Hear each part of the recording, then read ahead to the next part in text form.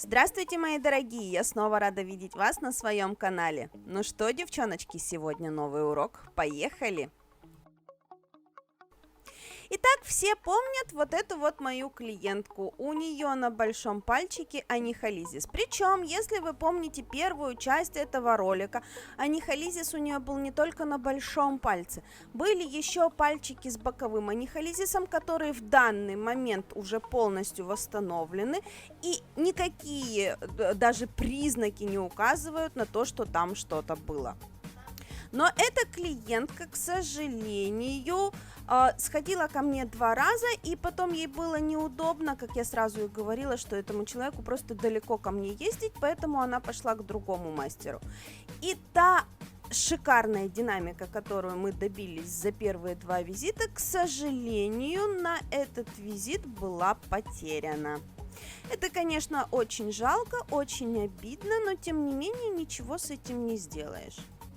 В общем, с большим пальцем нам придется работать практически с самого начала. Нужно будет опять зачистить всю полость, потому что вырос ноготочек, уже очень довольно длинный, который не прирос, вернее, он прирос, но совсем немножечко. Если бы его зачищали каждую коррекцию, динамика была бы намного сильнее и ярче. Но, к сожалению, мы видим то, что видим. Итак, возвращаемся к нашим баранам. Зачищаем полость таким образом, чтобы ноготочек мог иметь возможность прирасти к ногтевой пластине. Вычищаем все, что туда забилось, вычищаем ороговевшие клетки на ногтевой пластине, потому что они тоже очень часто мешают прирастать ногтю. Для этих целей у нас есть безумное количество всяких разных инструментов. Фрезы, боры, алмазные фрезы. В общем, любым из этих инструментов, которым нам удобно, нам нужно сделать так, чтобы не было никаких клеток ногтя, которые не приросшие к поверхности ногтевой пластины. Кстати, после этого визита уже прошло 4 недели. Через 3 недели клиентка ко мне пришла еще раз. Ноготочек опять начал прирастать, но, к сожалению, не с такими темпами, как показали первые 2 визита. То есть тот темп, который мы набрали, к сожалению, был потерян. Но, тем не менее, даже если не говорить о темпах, даже если говорить о том, что это становится намного медленнее, ноготочек прирастает. Потихонечку, по миллиметрику, по полмиллиметрика. Я все это фотографирую, динамика у меня сохраняется. Когда мы полностью вылечим этот ноготок, я выложу для вас это все отдельным роликом, пошагово, как и шла у нас работа. Единственное, что если вы будете работать с такими ногтями, вам нужно четко понимать, какого плана у вас анихолизис. То ли это грибкового происхождения, то ли травматического. Если вы переживаете, то можете попросить от клиента справку, чтобы он вам принес от дерматолога в плане того, что там грибкового поражения не найдено. Мы же тем временем все еще зачищаем. Аккуратненько, постепенно, для того, чтобы не нанести дополнительную травму, для того, чтобы не доставить клиентке неприятных ощущений.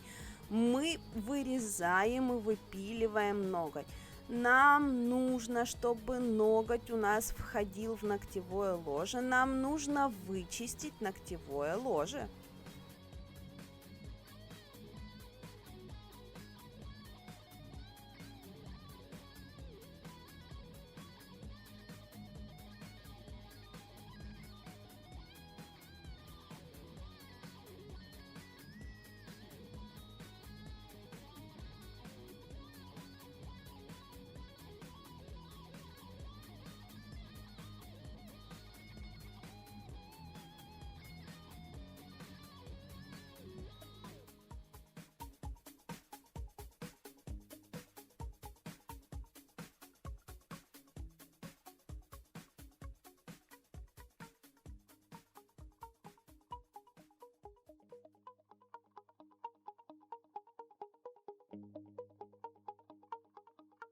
Все остальные ноготочки готовим стандартным классическим методом. Сняли материал, убираем остатки, убираем цветное покрытие, отодвинули кутикулу, птеригий, праймер, базовый гель. Все как обычно на ноготочек с анихализисом.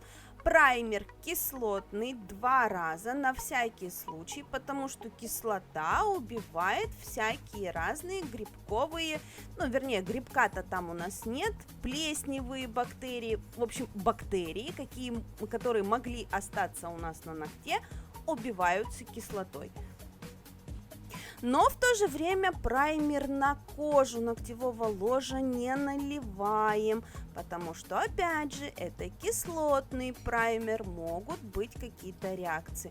Поэтому аккуратненько, очень тоненько, очень малым количеством, но 2 раза. Далее мы наращиваем ноготочки, поскольку ногтевого ложа у нас здесь уже половинка отросла, поэтому я сделала ноготок такого же размера, как остальные, но скорее всего в этом была моя ошибка. Почему? Потому что я же говорила, что следующий визит я уже видела, и динамика была не такая, которую я ожидала, то есть ноготочек прирос, но не настолько много, как я хотела бы. Скорее всего это потому, что я сделала длинный ноготь.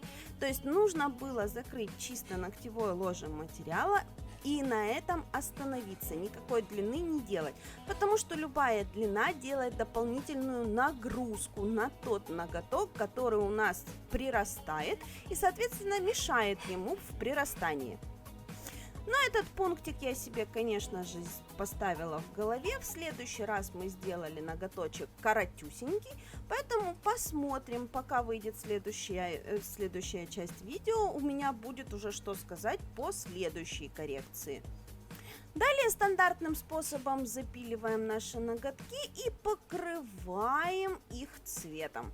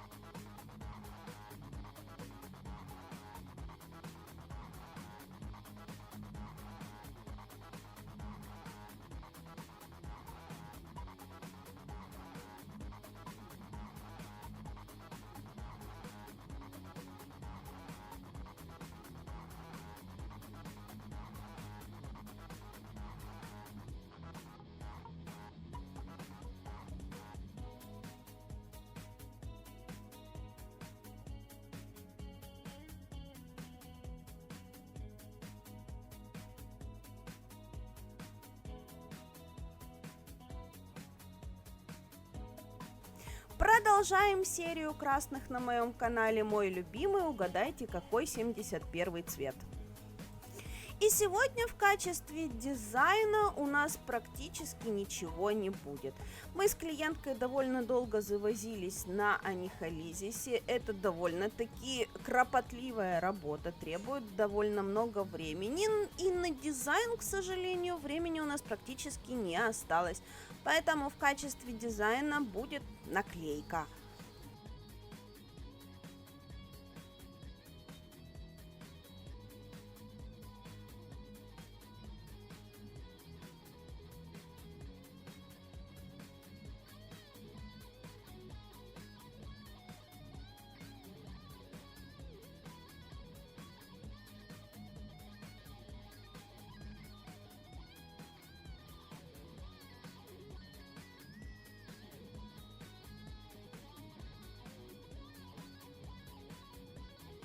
Но опять же, просто так приклеить наклейку на просто ноготочек, это вообще не по мне. Поэтому под наклеечку мы делаем мазки белой красочкой, которая подчеркнет контраст между красным ногтем и черной наклеечкой. Наклеечка будет у нас ярче видна.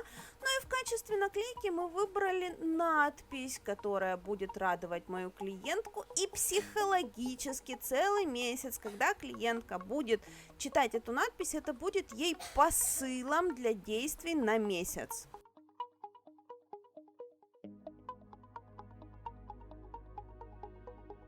Покрываем все финишным покрытием и готово. Ноготки у нас полностью выполнены. Надеюсь, вам сегодня со мной понравилось. Надеюсь, вам было интересно и полезно. Мы же с вами встретимся в новых уроках. Подпишитесь, чтобы не пропустить новые части работы с этим клиентом. Я же на сегодня с вами прощаюсь. Всем до новых встреч. Пока!